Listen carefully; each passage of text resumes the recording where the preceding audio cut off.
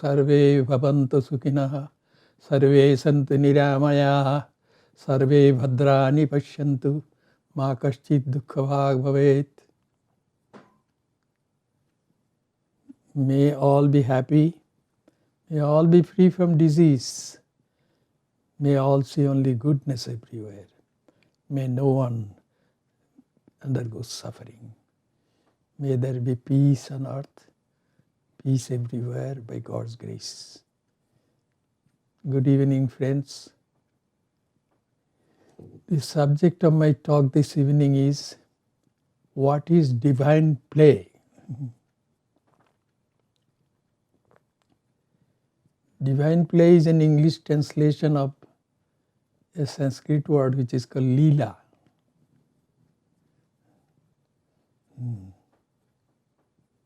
Lila. So play is not real. The children go on playing. They pretend to be this or that, but that is not real, they know that. Once a child came to me and he was wearing something like a robe. Then I asked him, what is that robe for?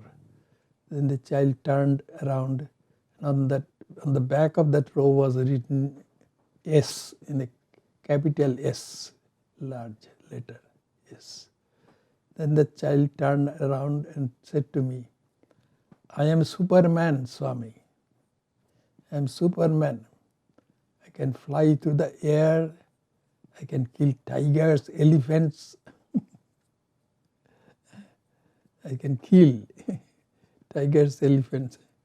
Of course, that child was not even able to kill a fly, I think. But the child was thinking, imagining. That is his play. There is something in us, in him, which made him think that he is not limited. He has to transcend his limitation. And that's why he was pretending to be a Superman, not ordinary man.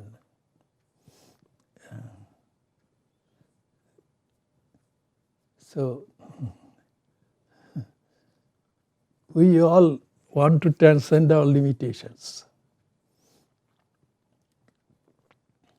Because our nature, true nature, is something which is beyond limitations.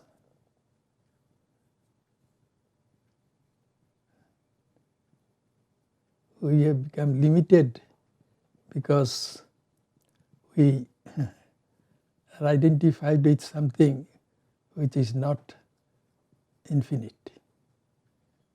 For example, as I have often said, the owner and the object owned cannot be the same. The owner has to be different. So I own my body. As the owner, I have to be different from my physical body. The same way I own my sense organs and motor organs, so I have to be different from them also as the owner. And what about my mind? That is considered the internal organ by some books, Antarindriya, internal sense organ. That, am I my mind? No, I am not my mind because I own my mind. As the owner, I have to be different from it. But something has happened. Somehow my idea of individual existence is a thought of my conscious mind. There I am identified with the mind. And it is very difficult for me to get rid of that ego, I. But if I can transcend that I, then what I really am will be experienced by me. That will be the divinity. Divinity is infinity, eternity, and eternal consciousness. Sat Chit Anandam. It alone exists, and it is consciousness itself, and it is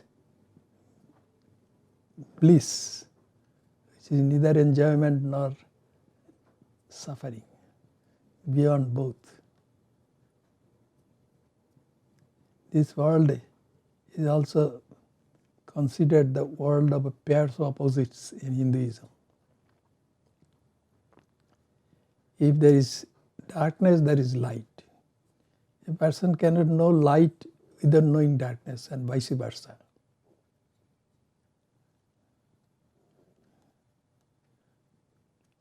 We have in India our organization called the Ramakrishna Mission runs many educational institutions, and one of them is quite famous.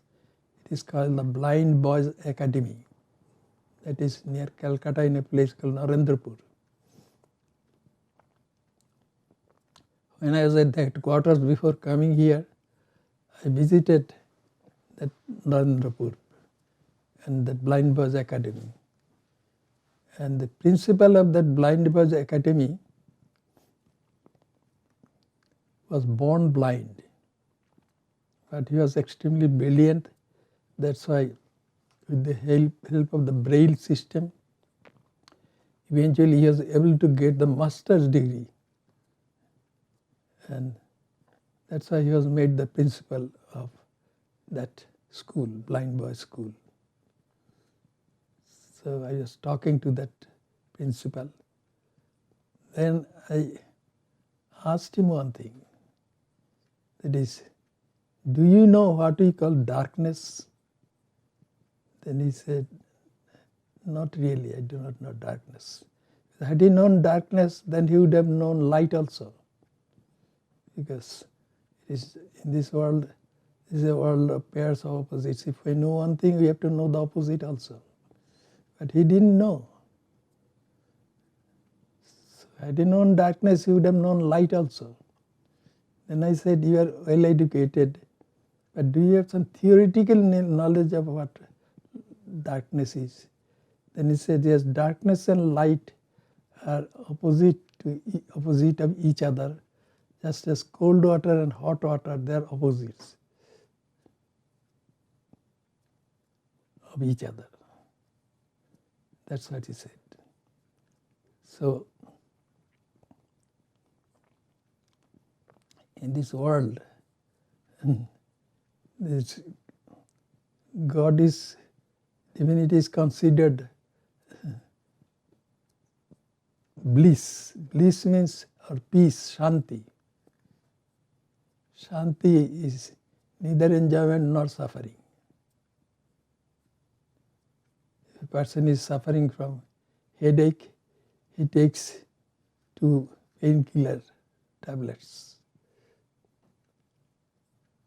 And then after half an hour, his headache is gone.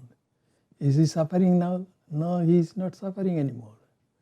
But is he enjoying now? No, he is neither enjoying nor suffering. He is in a state of relief from both. So also is peace. Peace is neither enjoyment nor suffering. It is beyond both. That's why in the scriptures of Hinduism, the word shanti, which means peace, is used frequently. At the end of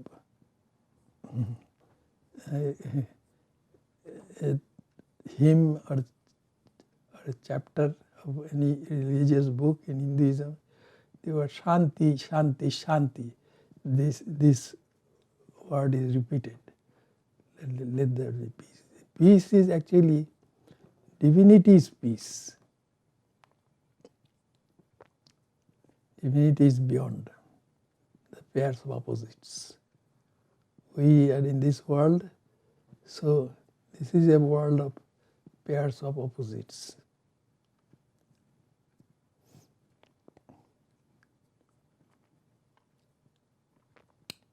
So I was talking about divine play. So, divine play. According to Hinduism, what is real is eternal and changeless. Judging by that, only God is real. God is eternal and changeless. In this world, which is this is the world of time, space and causation. There you don't find anything which is eternal and changeless. Therefore, what is not eternal or changeless is not real. Some person may want to argue and say, what do you say? Changeless in order to be real? I used to be a little baby and now I am a grown-up person. So I have changed physically. I have changed mentally also. Am I not real? Yes, I am real. So this definition of reality which is there in the scriptures or Hindu philosophy, that is not acceptable. Then I will say, let us examine one thing. Let me suppose you are seeing a creature, a rabbit, young rabbit, for 3 seconds. Then it becomes a puppy.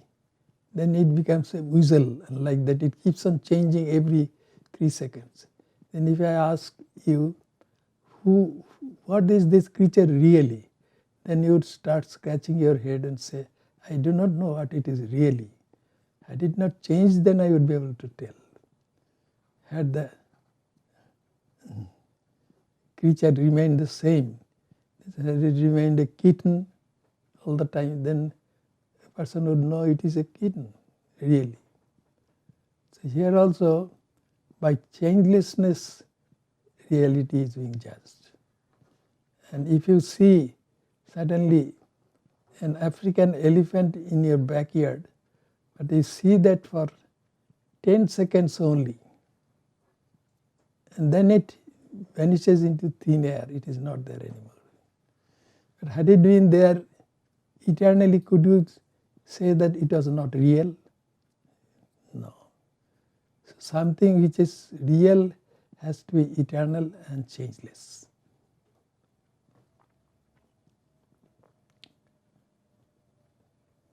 So according to Hinduism, only God is real.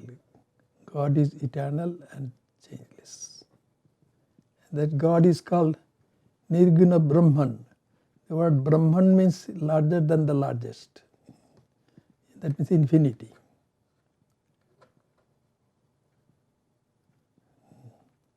God alone is real. What about this world? This world cannot be real because it changes and it is not eternal. So there is a very ancient book, several thousand years old. It is called Rig Veda. And the 129th hymn which is there in the Rig Veda is called Nasadiya Sukta.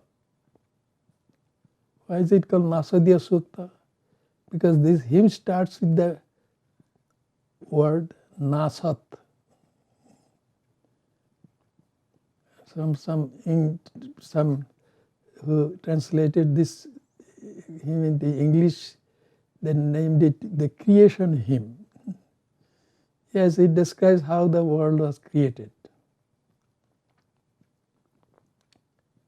It starts with Nasad asinno satasit tadani Nasad rajavano bhuma paroyat. At the beginning there was neither the non-existent nor the existent. This pair was not there. There was no earth nor the sky. That's how it starts. And then it goes on describing that then darkness was hidden by darkness. And eventually things developed by Creator's will.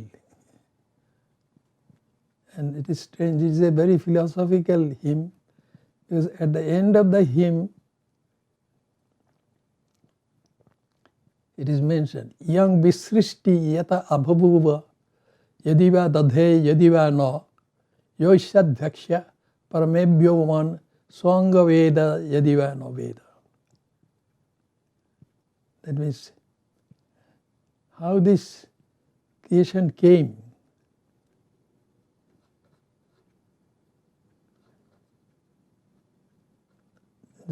The Creator doesn't know, then it ends with, the Creator may also may not know. That is very interesting. Because the Creator has created this world with his power of magic, which is called Maya. That's why the world does not exist for the Creator. Suppose I am a magician, I am a great hypnotist. I hypnotize you all who are present before me, and I say, look at this tiger sitting near my feet. Then you all will see that tiger sitting near my feet. But will I see that tiger? No, I will not see that tiger, because I am the hypnotist. I am not hypnotized.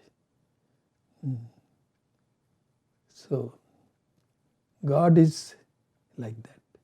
From God's point of view, this world does not exist. You may say, the Creator's point of view. Perhaps the Creator may not know that this world has been created. This is how this Nasodhya Sukta ends. Aside from that, there are other holy books which talk about how this world was created. There is that Brihadaranyaka Upanishad. There it is mentioned, Indra Mayave Pururuvo Iyate. That means God, with the help of his power of magic, became many. Then in another Upanishad called the Taittiriya Upanishad, it is mentioned, So akamayato bahusyam prajayayeti. That is, God wished, I shall be many and I will multiply. That's how the world was created. I shall be many. By his magic. And after creating the world, God entered into it. That also is mentioned there in the Upanishads. Tat srishtva tadevamano pravishat. After creating this world, God entered into it. So this is the idea. Then also, there is the other Upanishad, Katha Upanishad. Katha Upanishad says, Yadidam kincha jagat sarvam prana ejati nisritam. Everything in this world has come out, and having come out, it has been vibrating. It has been vibrating all the time. So this world is a world of vibration. How many worlds are there like that, like this? Well, innumerable. And each of these worlds is called a loka, a plane of existence. So, how many such planes of existence are there? So they say ananta loka, that there are innumerable planes of existence with different frequencies of vibration, occupying the same space actually.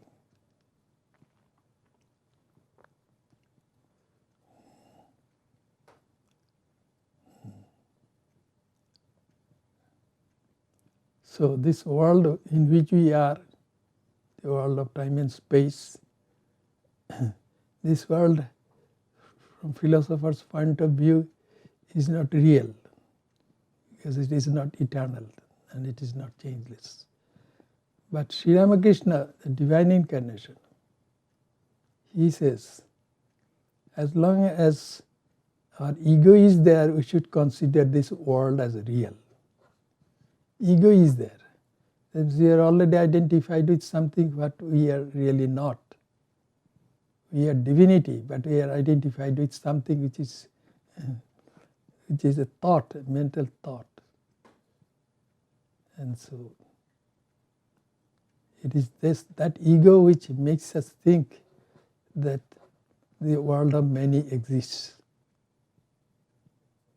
But once we transcend the ego, then there will be only oneness without second. And excuse me. In our scriptures there are some sentences which are called great sentences or Mahavakyas. And all of them teach the divinity of everything and every being. Aham Brahmasmi, I am divine.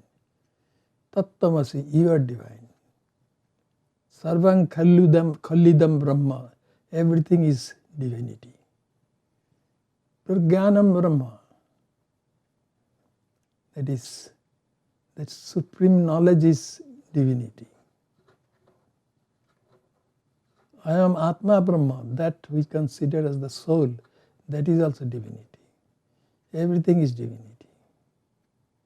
If the voluminous scriptures that are there in Hinduism, if they are all lost and only these Mahavakyas are saved, then we should say that this religion has been saved.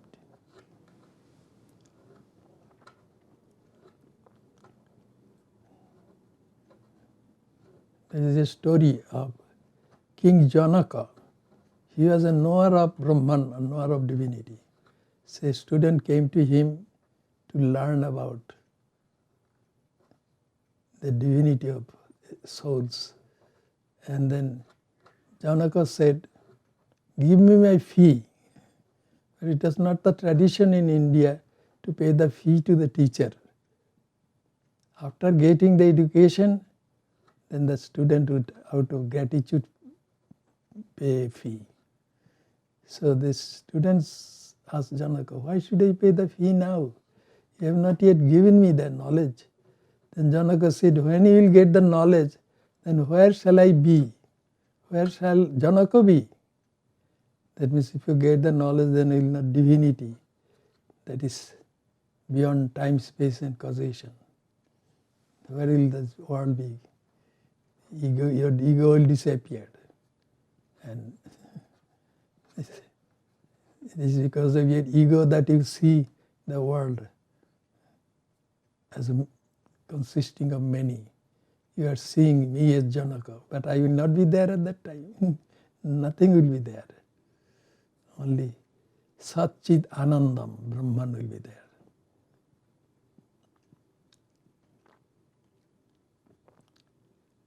So what is this Maya which has created this world? So Maya is about Maya, it is said, Maya is Sadasadvam Nirvachaniyam. Maya is inexplicable. You cannot say it exists, nor can you say it does not exist.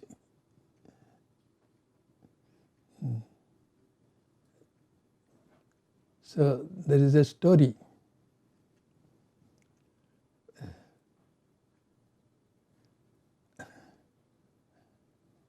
A person, his name was John, he was seated on the front porch of his house in the evening, and then he saw one person kill another person. And then, but shortly thereafter, the police came and caught that killer and took him to the jail. And the police said to John, you saw this murder being committed by this man, so you will be our chief witness. You have to go to court eventually. And John had to agree. Then on the day of the judgment, that criminal, that murderer was present, and then John was also there as the main witness of the police department.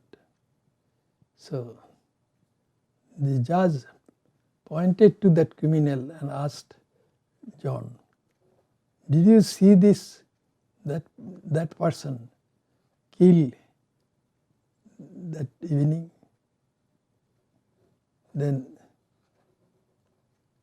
there was a problem here, because John was known to be the main witness of the government, knowing that a friend of that murderer, he called John and said, I am his friend.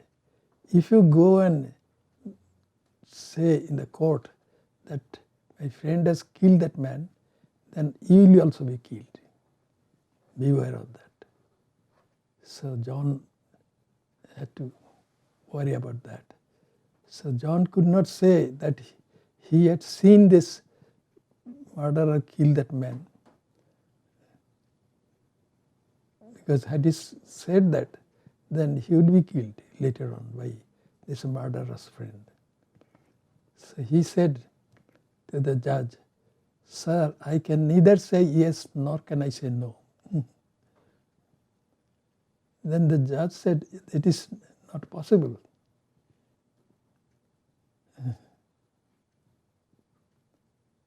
You must say whether he committed the murder or he did not commit the murder. But John said, I cannot say either yes nor no. Then the judge said, that is impossible. Because here the judge had studied logic, and there is a law of excluded middle. There cannot be something in between yes and no. So he said, you should be able to tell. Then he said, I can prove it, that it is not possible. Then he said, all right, prove it. Then John said, I will prove that by asking you a question, Your Honor. So what is that question? He said, do you still beat your wife? That is my question. Now you are in a position that you can neither say yes nor can you say no. Because if you say no, that means you used to beat your wife, now you are not beating anymore. So the judge understood. So also is this Maya, of God's Maya. It is inexplicable. Sadasadbham anidbochaniyam.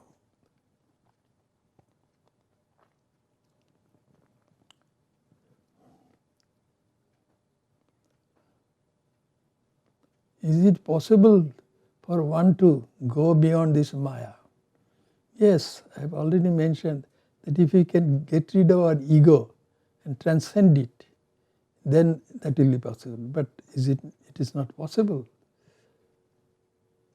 Because God is without this kind of individual ego, that means identification with the thought of a person's mind. No.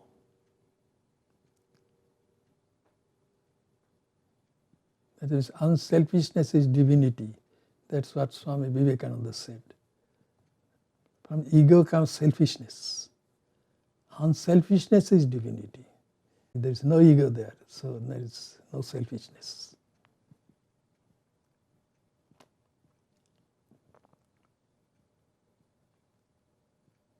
So how to get rid of this Maya?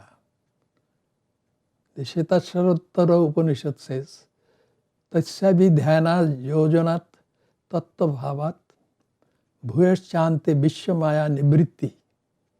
What does it mean? When the individual soul through meditation gets to know its identity with Brahman, this world of Maya ceases to exist for that soul. That means if I know that I am divinity, then there won't be any Maya.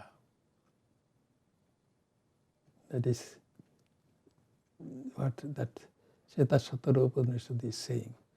By meditation, by deep thinking, if I can know my identity with Brahman, then my ego will be gone. There was a sage called Sridhara Swami. He used to say this, that this world is an infinite ocean, and each wave is an individual being. If the wave identifies with its form, then it is a wave, it does not know that it is the ocean. But if it gets rid of its identification with its form, then it is no longer a wave, it is the ocean itself. So also are the individuals in this world. So, in order to experience our divinity, we have to get rid of this Maya.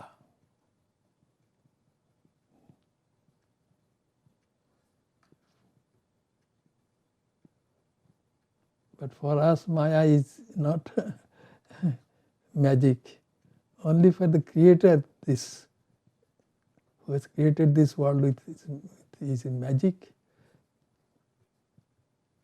To the Creator, this Maya has some meaning. We are the product of Maya. All these high thoughts are there in Hinduism. So what is divine play? Divine play is God's game. He's playing the game with the help of his Maya. He is the mass hypnotist. He has hypnotized us all. That's why you are seeing this world of many.